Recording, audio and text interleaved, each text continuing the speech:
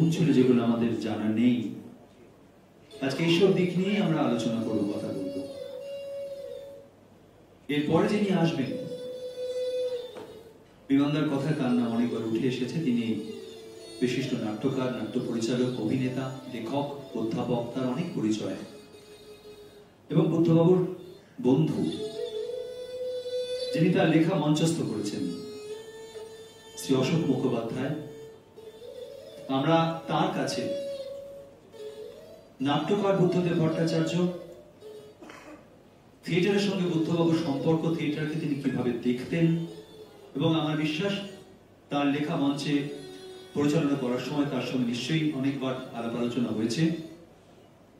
সেই দিক থেকে নাট্যকার বুদ্ধবাবু, থিয়েটারের বুদ্ধদেব ভট্টাচার্য অশোক মুখোপাধ্যায়ের চোখে। আমি অশোক মুখোপাধ্যায়কে মঞ্চে আসার জন্য অনুরোধ জানাচ্ছি।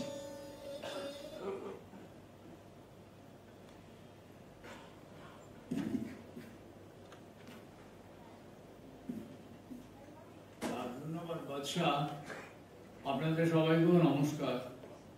ভালো ভালো জানবেন সবাই, বিশেষ করে তার পরিবারের মানুষরা যারা এত আন্তরিকতায়, এত ভালোবাসায়, মমতায় এই সভার ব্যবস্থা করেছেন। অন্য রকমের একটা সভা। বাদশাহ শুরুতেই বলেছেন, ধরন সভাও নয়, তাকে শোক সভাও নয়, সেসব কিছু পার হয়ে বুদ্ধদেবের নানা দিক নিয়ে যারা যেমন দেখেছেন, জেনেছেন, বলবেন। তো আমাকে থিয়েটারের উপরে কথা বলতে বললেন, আমারও পক্ষেও সেটা স্বাভাবিক, কারণ আমি তাকে থিয়েটারের পরিসরেই বেশি দেখেছি। অন্য পরিসরেও দেখেছি, সেটা একটু গোড়ায় সামান্য বলে নিয়ে থিয়েটারের কথা বলি। আসলে আমরা খুব কম বয়সে আমার সঙ্গে বুদ্ধদেবের পরিচয়। উনি আমার থেকে বয়সে 4 বছরের ছোট ছিলেন। আমার ছোট ভাইয়ের ক্লাসমেট ছিলেন, কিন্তু আমরা পড়েছি একই স্কুলে,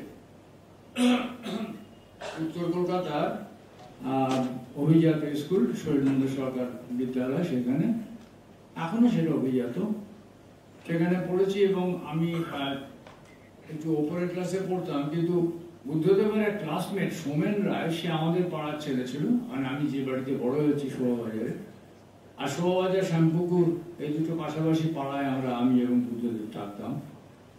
ফলে সেই সোমেনের টানে বুদ্ধদেব এ পাড়াতে এসে পড়তেন, এবং সেই সূত্রে তার প্রথমে আমি তাকে একটা দাবা খেলার আসরে দেখি। আমাদের এই বিশাল বাড়িতে একটা 7 নম্বর ফ্ল্যাটে দাবার খুব আড্ডা ছিল। আর তারপর ক্রিকেটের মাঠেও দেখতে পাই। বিমানবাবু যথার্থই বলেছেন, প্রথম থেকেই ও উইকেট কিপার এবং ব্যাটসম্যান, চমৎকার উইকেট কিপার ছিল। এবং ওইখান থেকে দাঁড়িয়ে দাঁড়িয়ে আমি শ্যামপার্কেও খেলা দেখেছি, ওখান থেকে দাঁড়িয়ে দাঁড়িয়ে খেলা পরিচালনা করতো। পরবর্তীকালে যে দেশ পরিচালনা করেছে, সেই খেলা পরিচালনার মাঠ থেকেই প্রথম প্রেরণা পেয়েছিল কিনা আমি জানি না। কিন্তু এরপরে আমার সঙ্গে অনেকদিন দেখা নেই। বড় হওয়ার পরে আমাদের যখন আবার এই কফি হাউসের পরিসরে দেখা হয়, তখন আমি MA ক্লাসে পড়ছি, ও কলেজে পড়ছে। কিন্তু সেখানে আমি থিয়েটারের ছাত্র হয়ে গেছি, আরও তখন রাজনীতির তরুণ কর্মী কলেজ জীবনী। ফলে আমাদের এলাকা আলাদা দেখা হয়েছে মাঝে মধ্যে, পুরোনো পরিচয় খাতিরে। এরপরে একটা ঘটনা ঘটলো, আমি শোভাবাজার পাড়া থেকে 60-এর দশকের মাঝামাঝি সময় দমদমে দেবী নিবাস পাড়ায় চলে গেলাম। আর সেইখানে আমার বাড়ির খুব কাছে আমার বন্ধু জ্যোতি চট্টোপাধ্যায়, সে ওখানে দমদমে মতিঝিল পাড়ায় সরকারি আবাসনে এসে উঠলেন। জ্যোতি বিয়ে করেছিলেন মালবিকা চট্টোপাধ্যায়কে। মালবিকা এবং পত্রলেখা, তারা দুজনে আবার প্রেসিডেন্সি কলেজের সুবাদে আমার ক্লাসমেট। মালবিকা পড়তেন ইকোনমিক্স, পত্রলেখা পড়তেন হিস্ট্রি, আমি ছিলাম ইংরেজি ছাত্র। কিন্তু ওখানকার আমরা সহপাঠী।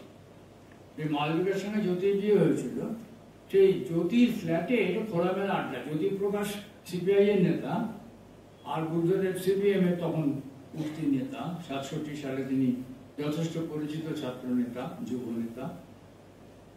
সেইখানে খোলামেলা আড্ডার আসরে CPM CPI সব ভেসে গিয়ে নানা রকম মুক্ত চিন্তার অবাধ স্রোত বয়ে যেত।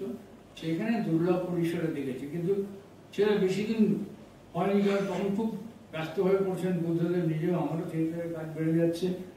তবে এই প্রসঙ্গে আমার মনে আছে যে দমদমে থাকার সময় দমদম মতিঝিল কলেজে সুভাষ চক্রবর্তী এবং শ্যামল চক্রবর্তী যদি তরুণ ছাত্র দুর্দান্ত বক্তৃতা করছে এটা শুনি এবং তখন তাদের সঙ্গে আলাপ হয়ে যায়। আর সুভাষ তো থাকতো একদম প্রাইভেট রোডে, আমাদের যেখানে বাড়ি তার খুব কাছে।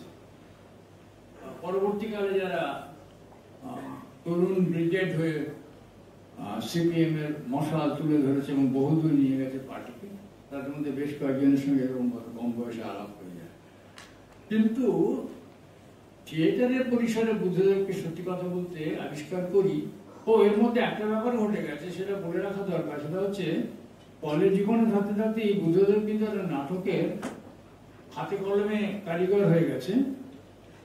ও ওয়েটিং ফর লেফটি বলে ক্লিফোর্ড রোডার্সের তখনকার বিখ্যাত নাটক বিজয়ের অপেক্ষায় নাম দিয়ে তখন করে ফেলেছে অ্যাডাপ্টেশন, এবং সেটা ওই রামধন মিত্র পাড়ায় যেখানে বড় হয়েছে সেখানে হয়েছে। গৌড় ছিল তার ডিরেক্টর, গৌড়ের পদবি ভুলে গেছি। সেখানে বুদ্ধর খুব পুরনো বন্ধু, প্রিয় বন্ধু বিদ্যুৎ নাথ এবং বুদ্ধর পরবর্তীকালে অনুরাগী ওই পাড়ার ছেলে তখন মেঘনাথ ভট্টাচার্য এরা অভিনয় করে, খুব ভালো হয়। আমি সেই প্রয়োজনে দেখিনি। পরে নীলকণ্ঠ সেনগুপ্ত যখন আবার বিজয়